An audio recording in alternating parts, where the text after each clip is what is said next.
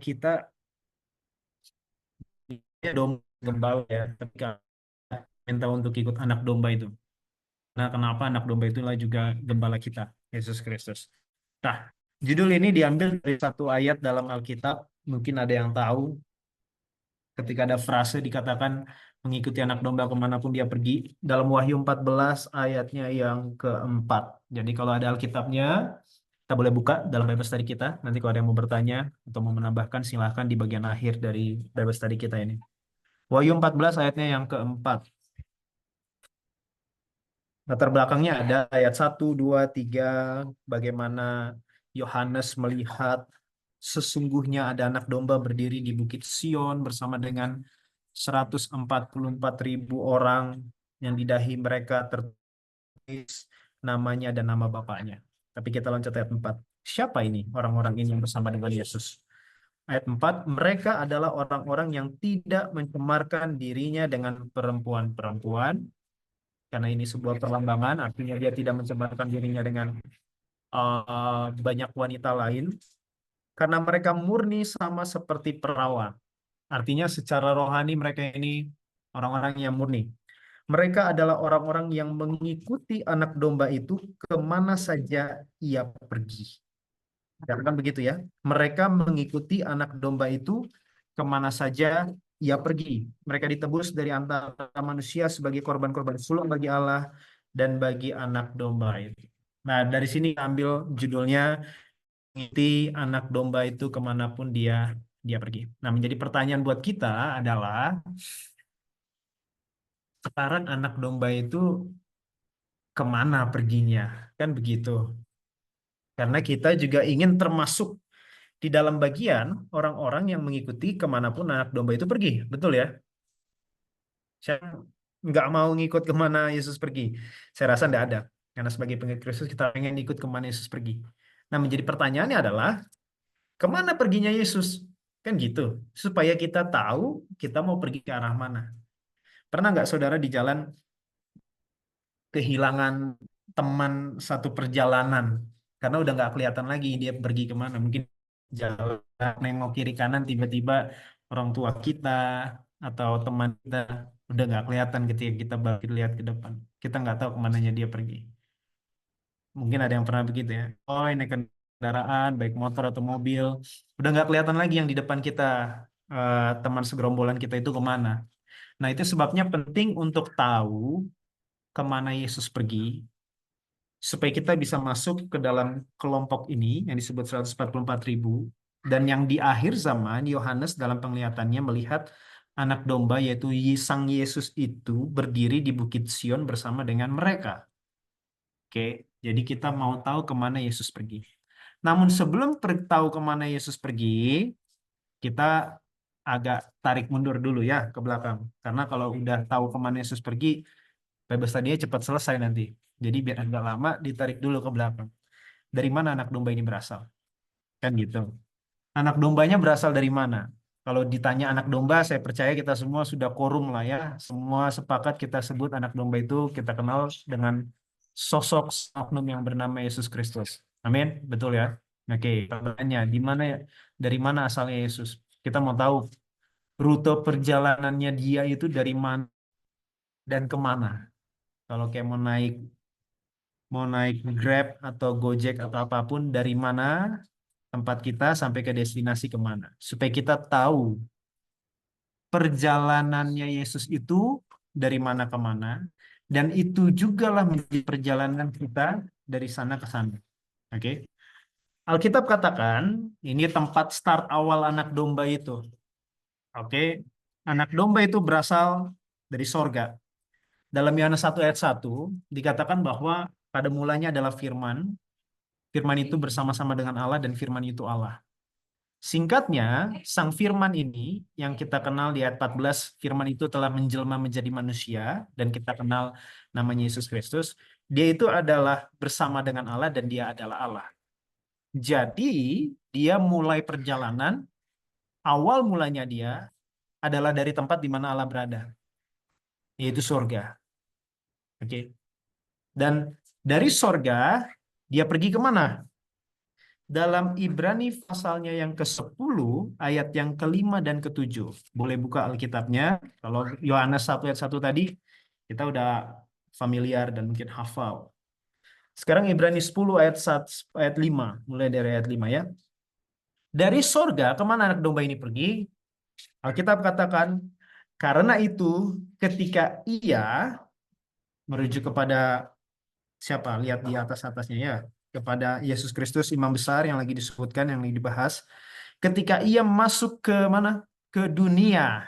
Jadi dari sorga dia masuk ke dunia. Ketika ia masuk ke dunia, ia berkata, korban dan persembahan tidak engkau kehendaki, tapi engkau telah menyediakan tubuh bagiku. Jadi Bapaknya menyediakan bagi anak domba ini, Yesus ini, sebuah tubuh yang kita kenal nanti yang namanya inkarnasi. Oke, di mana Yesus menjadi manusia. Dan ayat yang ketujuh.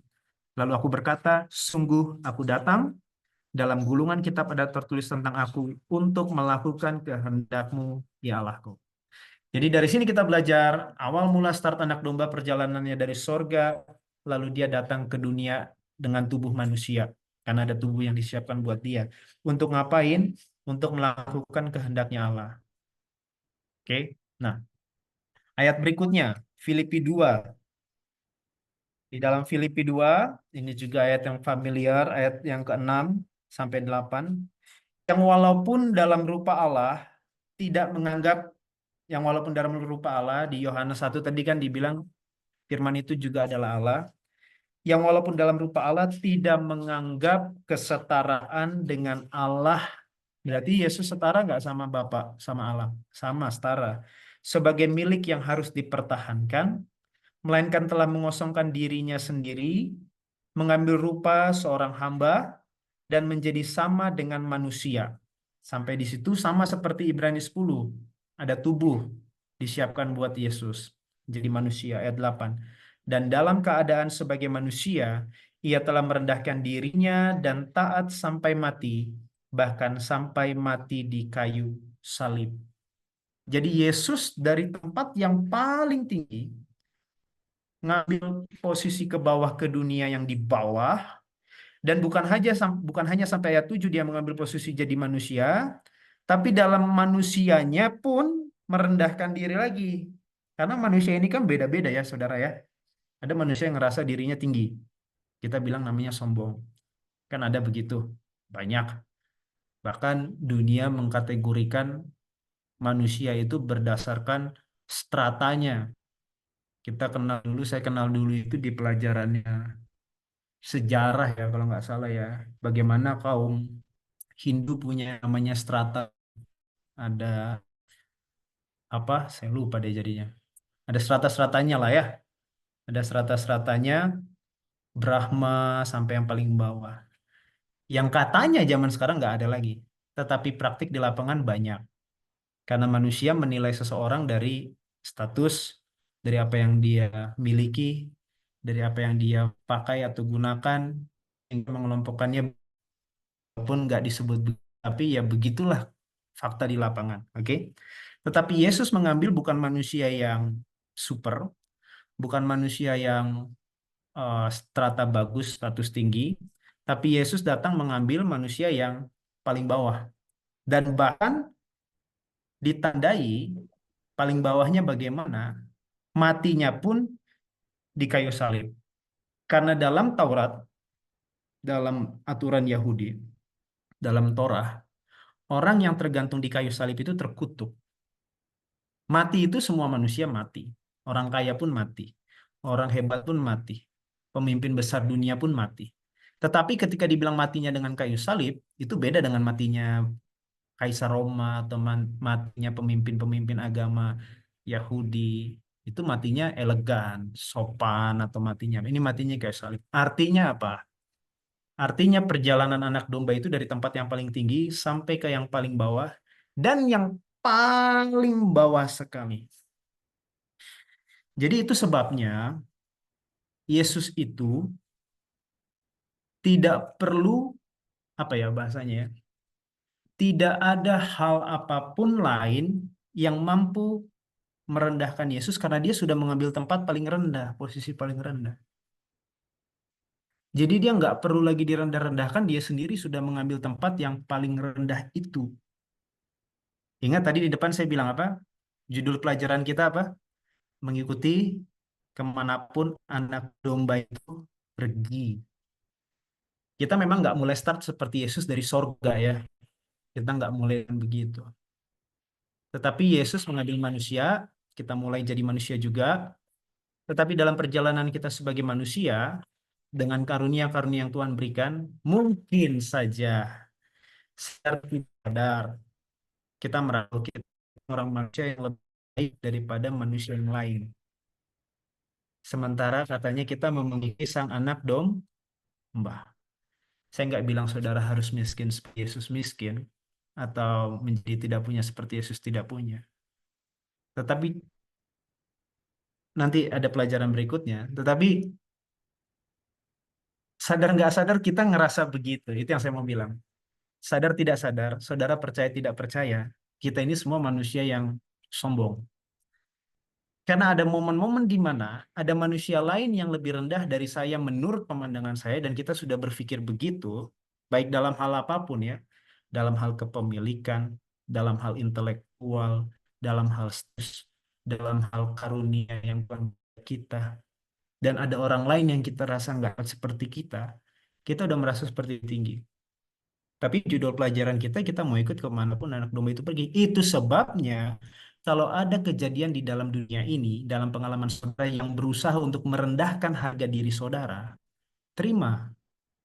Karena kita harus sampai kepada posisi di mana Yesus sampai di bawah. Tidak ada hal lain, tidak ada hukuman lain, tidak ada perlakuan lain yang mampu merendahkan Yesus lagi. Karena Yesus sudah berada di titik paling bawah. Jadi nggak perlu, mau apa lagi? Cacian udah, ludah sudah. Ada kita yang sudah pernah diludahi kan mungkin belum ada kan gitu. Kalaupun ada ya puji Tuhan juga lah gitu. Asal karena kesalahan sendiri ya. Mungkin karena kita bikin yang lain. Tetapi ya Yesus anak domba itu gak punya, tidak ada hal di dunia ini yang mampu untuk merendahkan dia. Karena dia dengan sukarela ngambil tempat paling bawah. Nah kita sebagai seorang manusia yang bukan dan bukan Tuhan, tanpa sadar kita merasa kita ini lebih baik, manusia yang lebih baik daripada yang lain. Dan ketika ada sesuatu yang menghantam itu, menghantam jati diri, harga diri kita rasa bahwa, wah nggak boleh begini. Sementara itu datang dari Tuhan. Misalnya, oke, dengan satu tujuan supaya kita bisa mengikuti kemanapun anak domba itu pergi. Supaya kita nyampe di ujung, diri di Bukit Sion, menurut Wahyu 14 ayat 1, bersama dengan sang anak domba itu. Karena kalau baca saudara baca Filipi 2 ayat yang ke-9, satu ayat setelah tadi yang kita stop di situ, itulah sebabnya Allah sangat meninggikan dia. Kenapa? Apa karena itu Yesus? Apa itu karena anaknya? Bukan, bukan hanya karena itu Yesus anaknya. Tapi apa? Yesus juga bilang apa? Barang siapa yang merendahkan diri, dia akan ditinggikan. Jadi prinsip ini juga berlaku kepada siapapun yang mau merendahkan dirinya. Ayat 9 dalam Filipi 2 juga akan teraplikasi kepada siapapun manusia yang mau merendahkan dirinya demi Tuhan, dalam Tuhan, maka Allah akan sangat meninggikan kamu. Jadi ayat 9 ini bukan karena Bapak nepotisme, karena itu Yesus anaknya, bukan. Karena memang begitulah prinsip kerajaan sorga. Karena Yesus sendiri juga bilang, barang siapa yang meninggikan akan direndahkan, barang siapa yang merendahkan dirinya akan ditinggikan. Dan mengaruniakan kepadanya nama di atas segala nama. Jadi itu prinsip yang Tuhan akan pakaikan. Makanya nanti di bagian Wahyu 14 ayat 1, Yohanes melihat anak domba itu berdiri di atas Bukit Sion, tempat tertinggi bersama dengan anak domba itu. Jadi kita udah sampai di mana perjalanan anak domba itu dia start. Kalau istilahnya lomba lari atau sebuah race pertandingan, dia start dari tempat yang paling tinggi di sorga sebagai seorang Allah, dan tidak menganggap itu sama, tidak menganggap itu penting kesetaraan dengan Allah itu, lalu dia mengambil manusia, Ibrani bilang disiapkan tubuh, tapi manusia pun bukan manusia yang bagus, bukan manusia yang baik, yang bukan yang sopan maksudnya, bukan manusia tipe yang tinggi, yang spek tinggi seperti yang dibayangkan orang dunia umumnya, tapi dia mengambil manusia yang paling rendah dan kita sampai di sini tadi kan. Oke. Perjalanan ini akan harus menjadi perjalanan kita juga. Tadi saya sampaikan, saya ulangi, saudara percaya atau tidak percaya, sadar atau tidak sadar, kita ini semua manusia sombong yang suka untuk memandang orang lain eh, di bawah kita sebelah mata. Sadar tidak sadar. Saudara mau percaya atau tidak percaya, tapi itulah. Lalu setelah itu kemana? Nah, kita tahu di ayat yang ke-8 tadi, dia sudah sampai mati di kayu salib, itulah tempat paling rendah dia. Dia sampai mati di kayu salib, tapi kita juga sudah belajar dan kita tahu bahwa dia bangkit, dan setelah bangkit, dia pergi kemana? Dia pergi kembali ke sorga. Yohanes 14 ya. Yohanes 14 ayatnya yang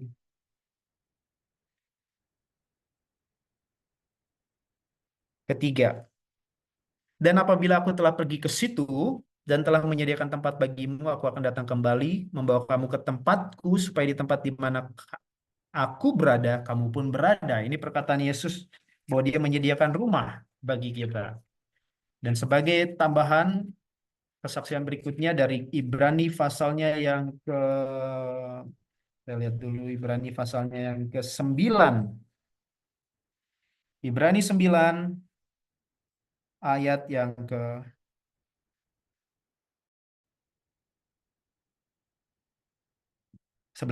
Oke, Ibrani 9 ayat yang ke-11. Boleh dibuka Alkitabnya, Ibrani 9 ayat yang ke-11. Tapi Kristus telah datang sebagai imam besar untuk hal-hal yang baik yang akan datang. Jadi dia akan naik ke sorga kan? Iya, ke sorganya di mana kan begitu? Ia telah melintasi kemah yang lebih besar dan yang lebih sempurna, yang bukan dibuat oleh tangan manusia, artinya yang tidak termasuk ciptaan ini suratnya Paulus kepada orang-orang Ibrani, kemahnya itu bukan bait suci yang kayak sedang kita lihat ini loh, kata Paulus ya, kepada orang-orang Ibrani, orang-orang Yahudi. Dan ia telah masuk satu kali untuk selama-lamanya ke dalam tempat yang kudus, dan seterusnya. Dan sebagai tambahan ayatnya yang ke-24. Masih di Ibrani 9 ayat yang ke-24.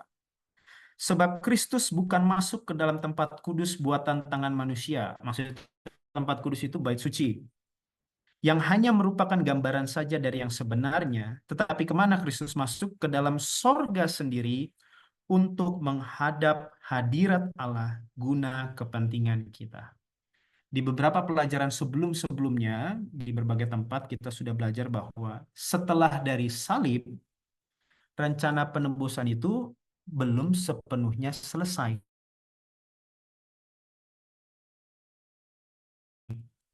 Betul Yesus bilang sudah selesai. Tetapi yang dimaksud sudah selesai adalah bagian pertama dalam rencana penebusan. Karena saudara akan dapati di kitab Wahyu juga ada kalimat sudah selesai. Loh kok ada dua kali selesainya? Karena memang ada dua bagian dalam rencana penebusan.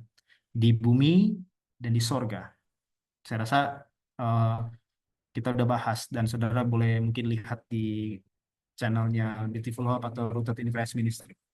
Oke, nah di sini Kristus masuk ke dalam sorga sendiri, ke tempat kudus, bait suci yang ada di sorga yang dibuat bukan oleh tangan manusia, seperti dibuat oleh Musa dengan orang Israelnya, bukan seperti yang dibuat oleh Salomo, bukan juga seperti yang dibuat oleh Zerubabel dan yang diperbesar oleh kerajaan Roma oleh Herodes. Bukan. Tetapi oleh tangan Tuhan sendiri yang buat di sana untuk menghadap hadirat Allah guna kepentingan kita. Dan ini perjalanan terakhir dari anak domba itu. Oke. Tadi dari sorga kita nggak mulai dari sorga ya. Tapi waktu jadi manusia kita bisa mulai, dan apa yang menjadi pelajaran buat kita bahwa sebagaimana Yesus mengambil manusia yang paling bawah kalau dibilang mau mengikuti anak domba kemanapun dia pergi, kita sebagai manusia juga harus jadi manusia yang paling bawah. Yang memang beda sama konsep dunia ya. Jadi bukan berarti maksudnya saya bilang saudara untuk jadi orang paling bawah itu orang paling paling terbelakang dalam segala hal. Bukan itu konteksnya. Tapi maksudnya kerendahan hati itu loh. Semoga nggak salah tangkap. Kerendahan hati itu. Seperti yang Kristus lakukan sampai ke salib. Kita harus punya kerendahan hati seperti Kristus. Setelah dari salib nggak selesai perjalanannya. Yesus naik ke sorga, ke bait suci yang di sorga. Dan kalau begitu, menurut judul pelajaran kita, mengikuti anak domba itu kemanapun dia pergi, kita sekarang juga berarti harus naik kemana? Ke sorga, ke bait suci yang ada di sorga. Oke? Bukan secara badani. Sebagaimana ke salib kan kita nggak pergi secara badan. Tapi maksudnya pergi ke salib itu apa? Kerendahan hati. Mau sampai paling bawah. Supaya ada cacian, makian, fitnahan pun yang nggak mempan lagi. Jadi kalau kamu udah taruh posisimu paling bawah, mau ada cacian, fitnahan, ada orang bikin kamu sakit hati, itu udah nggak bisa lagi bikin kamu makin down, makin bawah ya nggak bisa. Namanya udah di dasar. Kalau udah di dasar kan ya udah mentok ya kan. Mau apapun yang mau nekan saudara, yang ya segitu aja saudara. Saudara sudah terbiasa dengan level di situ dalam kerendahan hati itu. Nah, tetapi setelah sampai di situ, kita diminta untuk naik ke surga. Apa maksudnya naik ke surga? Apa tiba-tiba hatinya jadi tinggi ke atas? Bukan. Tapi ke surga, namun kita nggak bisa bahas di sini, karena ini cerita panjang lagi. Tetapi yang jelas dari Ibrani 9 ayat 24, Kristus naik ke sana menghadap hadirat Allah. Satu kata yang penting, saya garis bawahi, guna untuk kepentingan kita. Jadi ada satu kepentingan kita yang perlu kita ketahui yang Yesus sedang kerjakan di sorga. Apa itu? Kan begitu. Apa itu? Nah, untuk menjawab ini, saya ingin mengajak kita melihat kepada frase mengikuti anak domba kemanapun dia pergi. Ini, apa yang dipelajari, apa yang Yesus sedang lakukan di sorga tadi, guna kepentingan kita. Nah, kalau saudara kembali ke dalam Wahyu 14, ayatnya yang keempat, saya kembali baca. Mereka ini, orang-orang yang bersama dengan anak domba ini, adalah orang-orang yang mengikuti anak domba itu kemana saja ia pergi. Nah, di dalam cerita di Alkitab, khususnya Injil, para murid yang pergi bersama dengan Yesus, kan ngikuti Yesus terus tuh. Oke, orang-orang yang mengikuti anak domba itu kemana saja ia pergi dan berhasil sampai ke Bukit Sion, berhasil sampai kepada kerajaan sorga adalah orang-orang yang telah mempelajari dua pelajaran penting ini. Nah, kita mau lihat dua pelajaran penting yang yang Alkitab sampaikan tentang hal mengikuti Yesus. Oke. Yang pertama, ada dua pelajaran. Pelajaran apa itu? Kita buka ceritanya di Yohanes 13 ayat 37. Ketika Petrus sebelum Yesus disalib waktu di perjamuan malam, Petrus bilang sesuatu. Tetapi ini hanya ditulis di kitab Yohanes. Di kitab Matius, Markus, Lukas yang ditulisnya lain. Ini Yohanes 13 ayat 37. Dari ayat 36 ya saya baca. Ingat waktu Yesus bilang, kalian semua akan tergoncang imannya, kata Yesus. Oke. Terus, oh, biarpun yang lain ini tergoncang, saya nggak akan guru. Kan katanya gitu, saya nggak akan Tuhan. Di Yohanes, kalimatnya beda. Ayat 36. Simon Petrus berkata kepada Yesus, Tuhan, kemanakah engkau pergi? Jawab Yesus, ke tempat aku pergi, engkau tidak dapat mengikuti aku sekarang. Jadi Yesus jawab apa?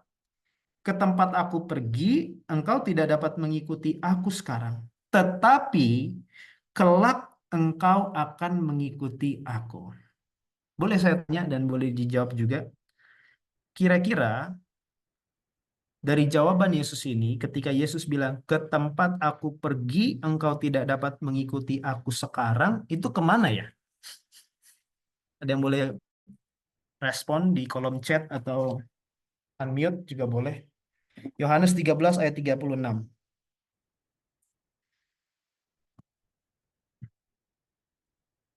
Kan Petrus bertanya, Tuhan, kemanakah engkau pergi? Lalu Yesus jawab, ke tempat aku pergi, engkau tidak dapat mengikuti aku sekarang. Wah, dijawab sama Kak Sandi ya. Ke salib. Betul, teman-teman? Betul. Dari mana? Karena Yesus kasih clue. Tetapi kelak engkau akan mengikuti aku. Karena kita sama-sama tahu ceritanya. Apakah Petrus ikut sama Yesus ke salib? Jawabannya tidak. Tetapi kelak engkau akan ikut. Karena beberapa setelah Yesus mati, bangkit, naik ke sorga, Petrus berkhotbah, dan di akhir dari penghujung hidupnya, bagaimana cara Petrus mati? Disalib juga, menurut para sejarawan. Oke, bahkan dia minta untuk salibnya dikembalikan, kepalanya dia dibawa, karena dia menganggap bahwa disalib seperti Yesus gurunya dan Tuhannya itu tidak layak aku. Karena dulu aku pernah mengkhianati dia kan gitu. Karena Yesus jawab begitu kan? Lalu kata ayat 37, Yohanes 13 ayat 37. Kata Petrus kepadanya, Petrus nanya, Tuhan, mengapa aku tidak dapat mengikuti engkau sekarang? Oh, Petrus nanya kan, emang tempatnya setersembunyi apa sih? Sejauh apa sih? Sesulit apa sih medannya? Sampai Yesus bilang aku nggak bisa mengikuti dia sekarang, tapi nanti baru bisa ngikut. Lah Petrus nanya, Tuhan kenapa aku tidak dapat mengikuti engkau sekarang? Aku akan memberikan nyawaku bagimu. Nah ini kalimat yang sama yang ditulis Markus, Lukas, sama Matius. Karena Petrus bilang, walaupun semua ini imannya tergoncang, aku tidak. Nyawaku pun kukasih samamu. Lalu jawaban Yesus apa? Jawab Yesus, nyawamu akan kau berikan bagiku. Ya kan itu tanda tanya ya. Jadi agak naik begitu. Yesus nanya, kamu mau ngasih nyawamu bagiku? Aduh, sesungguhnya aku berkata padamu sebelum ayam berkokok, engkau telah menyangkal aku 3 kali. Jadi Petrus mau mengikuti anak domba itu pergi. Tapi si anak domba itu menjawab, kalau sekarang kamu belum bisa ngikut, tapi nanti bisa. Berarti ada sebuah pelajaran yang pada hari itu Petrus belum tamat belajarnya. Tetapi setelah dari situ, Petrus tamat belajar. Saya tadi bilang di bagian bukan awal sekali ya, di tengah-tengah tadi, ada 2 pelajaran yang diselesaikan oleh kelompok 144.000 yang ikut bersama anak domba ini. Kan begitu tadi ya, ada 2 pelajaran. Dan pelajaran pertama yang harus dipelajari mereka dan harus dipelajari saya dan saudara untuk bisa mengikuti anak domba itu kemanapun dia pergi. Dan itu adalah pelajaran Petrus. Kira-kira pelajaran apa itu? Mungkin ada bisa komen. Apa yang Petrus belum pelajari di hari apa ini ya? Jumat subuh itu, Kamis malam ya, waktu perjamuan. Apa yang Petrus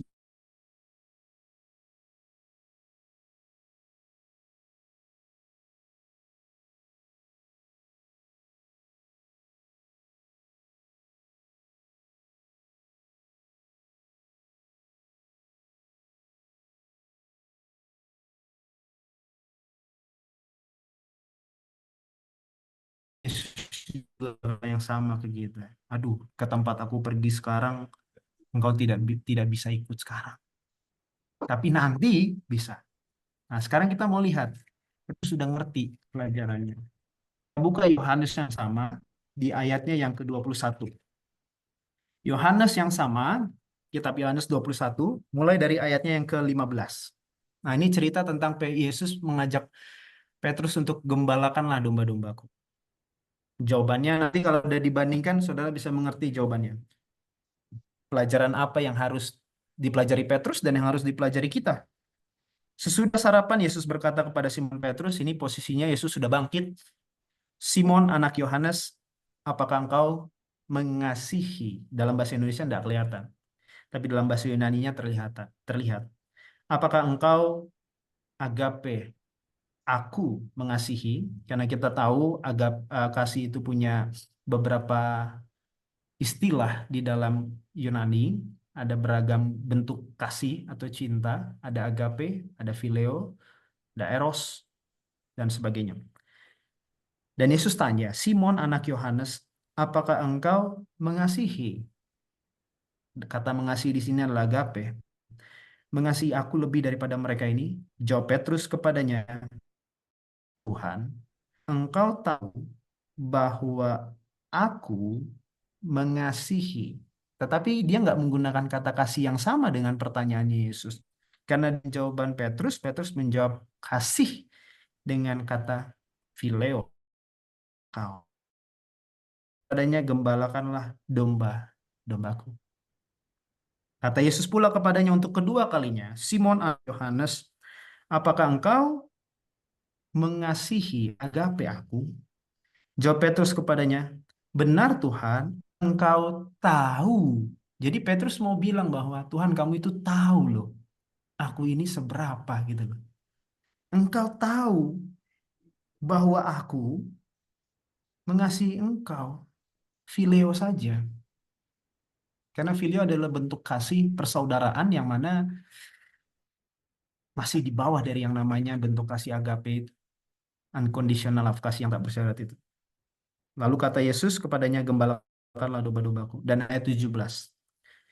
Kata Yesus kepada untuk ketiga kalinya, Simon anak Yohanes, apakah engkau mengasihi? Dan pertanyaan kasih ketiga Yesus, Yesus tidak menggunakan kata agape lagi, tapi Yesus menggunakan kata phileo. Maka sedih hati Petrus karena Yesus berkata untuk ketiga kalinya. Kalau saudara ditanya sama seseorang sesuatu ya, terus saudara sudah jawab yakin gitu loh. Tapi ditanya lagi untuk kedua kali. Ditanya lagi untuk ketiga kali. Padahal jawaban saudara nggak akan berubah. Sama aja begitu. Kamu yakin bisa kerjain ini? Yakin. Benar yakin bisa? Yakin. Benar yakin bisa? Biasanya kan kita marah tuh kalau ditanya begitu kan. Kan respon kita kan marah. Ini orang dablek banget sih. Dengar nggak sih jawabannya? Yakin. Nah, manusia begitu. Tadi belum belajar pelajaran yang mau kita pelajari ini. Tetapi Petrus marah dia. Justru apa? Karena ditanya Yesus tiga kali. Sedih hati Petrus karena Yesus berkata untuk ketiga kalinya. Gantinya marah, Petrus sedih. Kenapa sedih?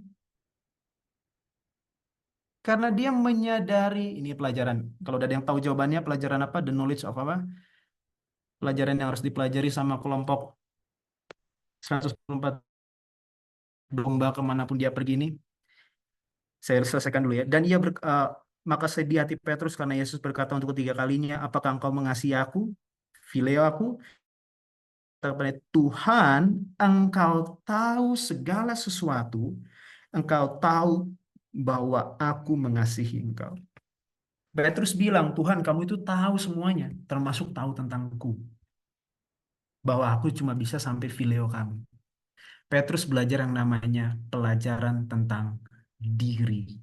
The knowledge of self.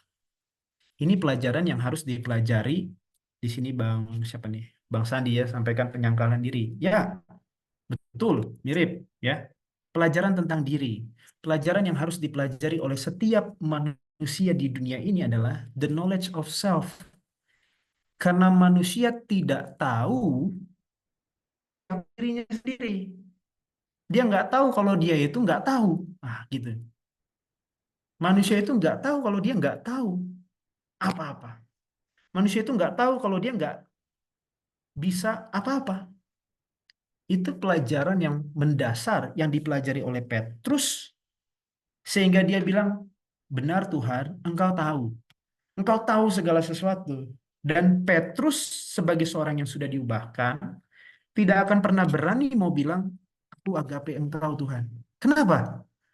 Karena dia ingat pengalamannya baru-baru belakangan 40 hari yang lalu. Bagaimana dia bilang nyawaku akan kuserahkan kalau diserahkan. Agape, tidak ada kasih yang lebih besar daripada kasih seorang yang memberikan nyawanya kepada sahabatnya. Petrus tahu, kalau saya bilang agape ke Yesus, waduh, saya nggak berani janji begitu ke Tuhan. Karena kemarin saya barusan 40 hari yang lalu saya udah nyangkal dia. Apa jaminannya sekarang? Dan jawaban Petrus adalah jawaban terbaik yang bisa diberikan oleh seorang manusia. Tuhan, aku tak, engkau tahu segala sesuatu, bahwa aku nggak sanggup bahkan untuk mengasihimu. Itu pelajaran yang harus dipelajari oleh kita semua. Karena kalau saudara lihat bagaimana janji Petrus, kan kalau ini kan dari Yohanes ya. Kalau saudara lihat dari kitab Markus, kitab Markus bahkan bilang, ketika Yesus bilang, kamu semua imannya akan digoncangkan. Aduh, kalaupun semua ini tergoncang, saya nggak akan. Lalu Petrus bilang, Yesus bilang apa? Yesus bilang lebih lanjut, eh, dia kutip perjanjian lama di mana disebutkan aku akan memukul gembala dan domba-dombanya itu akan tercerai-berai dan sebagainya. Lalu kitab Markus bilang apa? Kitab Markus bilang bahwa Petrus semakin sungguh-sungguh berkata. Jadi dibilang bahwa Petrus itu kitab Markus. Kita nggak perlu buka, tapi saudara boleh lihat itu di Markus pasal terakhir, dekat-dekat terakhir lah ya. Tapi kitab Markus tuliskan, semakin Yesus kasih alasan kamu semua akan tergoncang, Petrus malah semakin lebih tinggi lagi kesombongannya. Itu Petrus itu kita manusianya. Karena Alkitab tulis, lalu Petrus semakin sungguh-sungguh berkata. Nah, saya pun tidak menyaksikan kepedean atau kesungguh-sungguhan saudara untuk menyembah Tuhan. Tidak ada yang menyaksikan itu, kesungguhan saudara. Tapi masalahnya, ini berbicara tentang niat dan juga kesungguhan. Tapi ini bicara tentang kemampuan, ability kita. Bahwa kita nggak punya kemampuan untuk mengasihi Tuhan. Karena apa? Karena kita adalah manusia daging. Itu seperti apa bahasa peribahasa bahasa Indonesia, punduk merindukan bulan. Nggak bisa. Jadi harus realistis. Dan pelajaran the knowledge of self ini adalah pelajaran yang paling amat sangat dibutuhkan oleh seluruh manusia di muka bumi ini.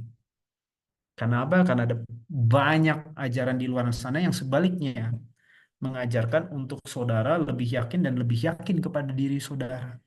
Sehingga hal itu membuat ya saudara nggak perlu Tuhan lah. Kalau saudara yakin dengan diri sendiri kan begitu logika berjalannya. Kalau saudara percaya dengan diri saudara, saudara mampu dan bisa, ya nggak perlu Tuhan. Artinya apa kalau nggak perlu Tuhan? Tidak perlu berdoa.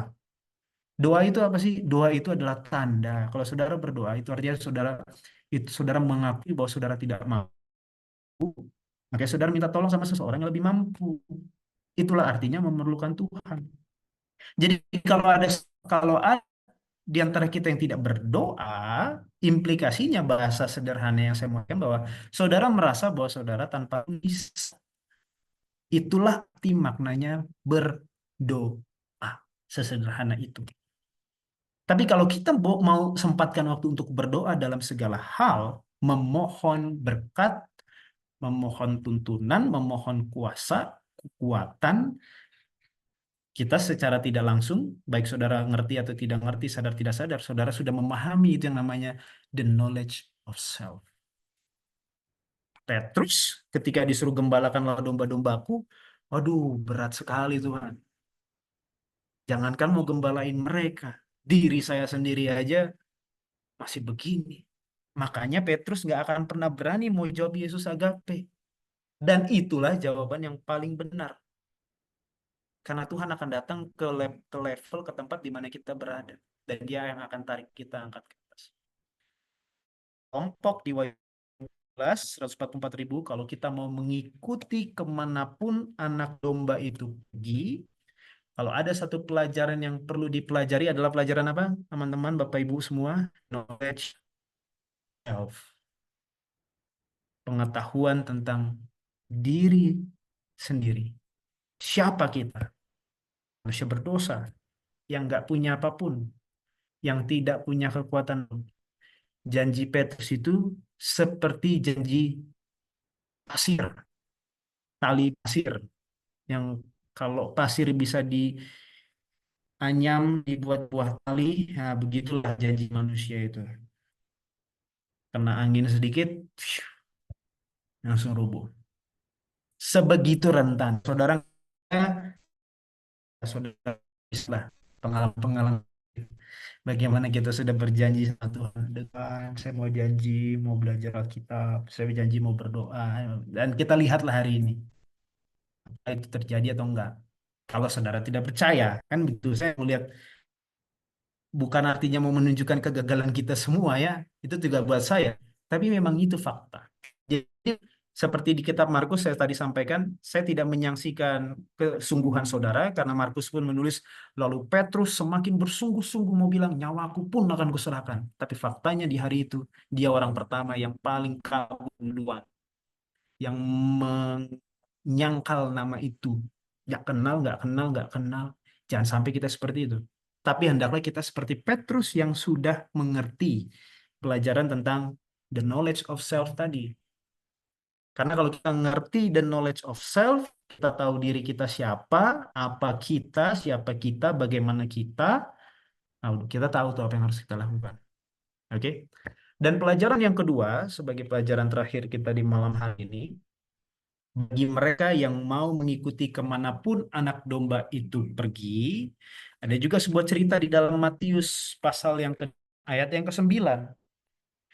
Kalau tadi Petrus, Tuhan kemana engkau mau pergi, aku mau ikut. Yesus bilang, ke tempat sekarang aku pergi, kamu bisa. Tapi kelak kamu bisa. Dan sekarang Matius pasal 8 ayatnya yang ke-19. Saya baca dari ayat 18 ya. Ketika Yesus melihat orang banyak mengelilinginya, ia menyuruh bertolak ke seberang. Lalu ahli Taurat, wah yang ahli Taurat, bukan orang sembarangan ya, dan berkata kepadanya, Guru, Rabuni, aku akan mengikuti engkau kemana saja. Kemana saja engkau pergi. Jadi kalau tadi Petrus, sekarang seorang ahli Taurat. Guru, aku akan mengikut engkau kemana saja engkau pergi. Kalimatnya bagus sekali. Karena itu adalah judul pelajaran kita. Mau mengikuti anak domba itu kemanapun dia pergi. Tetapi pelajaran yang belum dimengerti oleh orang ini, yang akan kita pelajari, pelajaran kedua yang harus kita pahami, Yesus jawab begini. Yesus berkata kepadanya, serigala punya liang dan burung punya sarang, tapi anak manusia tidak mempunyai tempat untuk meletakkan kepalanya. Apa maksudnya? Apa maksudnya Yesus katakan serigala punya liang? Serigala itu punya tempatnya. Burung punya sarangnya. Tapi anak manusia tidak punya tempat untuk meletakkan kepalanya. Sepanjang yang saudara-saudara ketahui, ketika Yesus melakukan perjalanan pelayanannya selama 3,5 tahun, kira-kira di mana tidurnya Yesus tuh malam-malam tuh? Tiap hari kan pasti tidur loh. Tidak mungkin mereka jalan malam terus kan? Kemana dia tidur? Dia mau kasih komentar? Selama 3,5 tahun. Apakah dia nyewa sebuah apartemen di Yerusalem yang bisa dia datang dan kunjungi? Atau dia punya hotel dengan kamar khusus? Ada nggak gitu? Nggak ada. Kadang di buku iya, kalau dekat Betania. Kita tahu karena dia punya sahabat karib ya, namanya Lazarus di Betania. Jawabannya di mana? Dimanapun ada tempat yang mau kasih dia tumpangan. Jadi ketika ahli Taurat datang mau, guru, kemanapun kau pergi aku mau ikut. Yesus mau bilang, kamu ready, kamu siap dengan begini. Saya pun nggak tahu mau tidur di mana besok nanti ini. Sebentar malam juga saya nggak tahu mau tidur di mana. Apa pelajaran implikasinya buat kita? Setelah kita mempelajari the knowledge of self, untuk mengikuti domba itu kemanapun dia pergi, kita harus mengerti pelajaran the of law, pengetahuan tentang Yesus Kristus, tentang Tuhan. Kita pergi ke ayat terakhir dalam 2 Korintus 8 ayat 9. 2 Korintus 8 ayat yang ke-9. Tadi the knowledge of self, pengetahuan tentang diri, kita perlu tahu siapa kita, apa kita. Sekarang kita perlu tahu the knowledge of Lord Jesus Christ, pengetahuan tentang Yesus Kristus Tuhan. 2 Korintus 8 ayat yang ke-9. Ya, Alkitab katakan, karena kamu telah mengenal kasih karunia Tuhan kita, Yesus Kristus. Oke, karena kamu telah mengenal, mengetahui kasih karunia Yesus Tuhan kita Yesus Kristus, bahwa Ia yang oleh karena kamu menjadi miskin, sekalipun Ia kaya, supaya kamu menjadi kaya oleh karena kemiskinannya. Apa yang mau disampaikan di ayat sini? Kalau kita mau mengikuti kemanapun anak domba itu pergi, Yesus tidak pernah menjanjikan kepada para muridnya untuk sebuah kehidupan yang mudah, enak, dan penuh dengan berkat-berkat dunia. Kenapa? Karena itulah jalannya si anak domba. Di dunia ini, saya nggak tahu di Indonesia ya, tapi di luar begitu kencang sekali. Yang namanya Injil kemakmuran, prosperity gospel. Mungkin saudara tahu yang punya ciri-cirinya adalah bahwa sistemnya itu kalau kamu menabur banyak, tapi ini bicaranya sifatnya finansial semata ya. Jadi mereka guru-guru palsu itu akan mengatakan kalau kamu menabur banyak, kamu akan menuai banyak. Kalau kamu biasanya nabur benih, nah ini yang kamu tabur itu duit. Jadi kalau kamu tabur 10, kamu bisa dapat 1.000. Nah itulah prosperity gospel, Injil kemakmuran. Jawaban Yesus itu sederhana. Yesus mau bilang bahwa ikut aku itu cukup. Aku pun begitu. Karena dia yang tadi kaya, dia jadi miskin. Supaya kita jadi kaya. Tapi bukan bicara tentang cara materi. Karena saudara kan bisa bisa apa? Bisa patah hati. Dan saudara bisa bisa gagal paham seperti orang Israel yang berharap bahwa Mesiasnya adalah seorang keturunan raja yang akan membebaskan mereka dari Roma.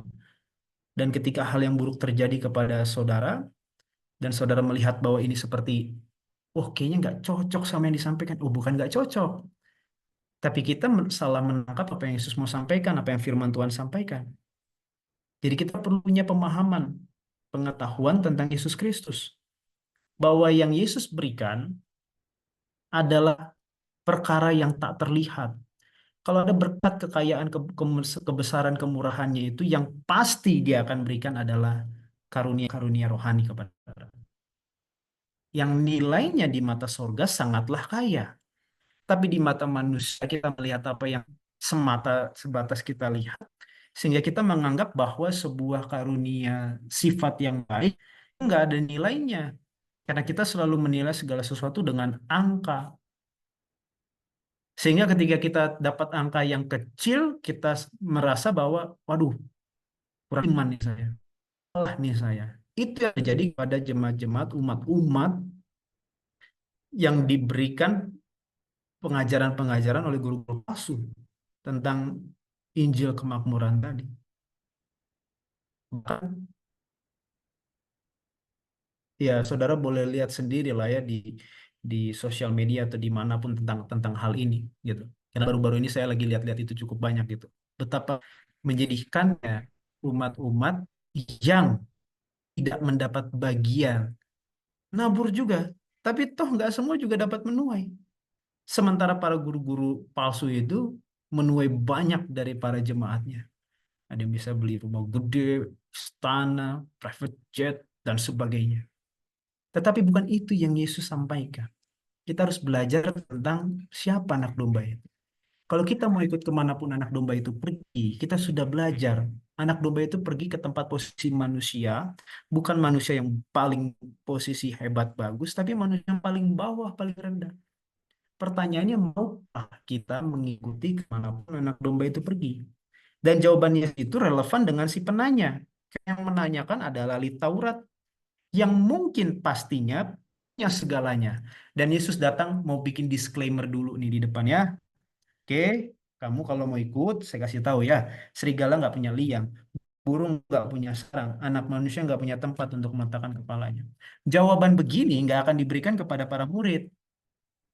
Karena para murid memang dari sananya juga sudah paham, mungkin mereka juga tidur di perahu, mungkin juga mereka tidur nggak tidur, nggak ada masalah dengan ini.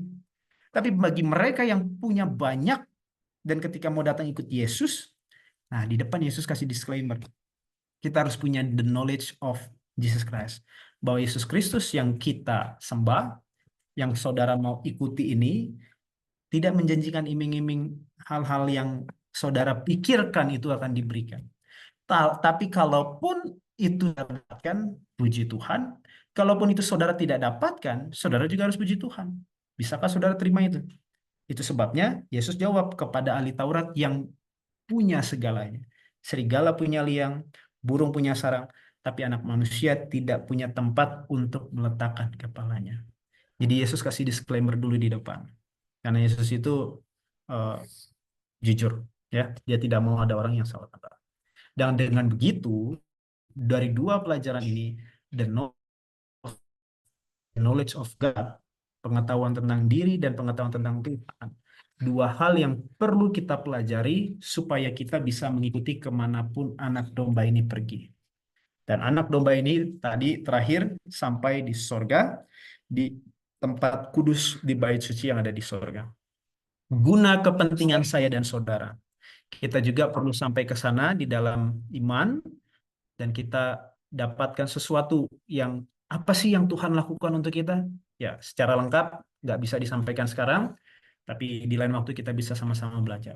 Jadi dari malam ini, semoga ini boleh memberikan kita semangat untuk mengikuti kemanapun anak domba itu pergi.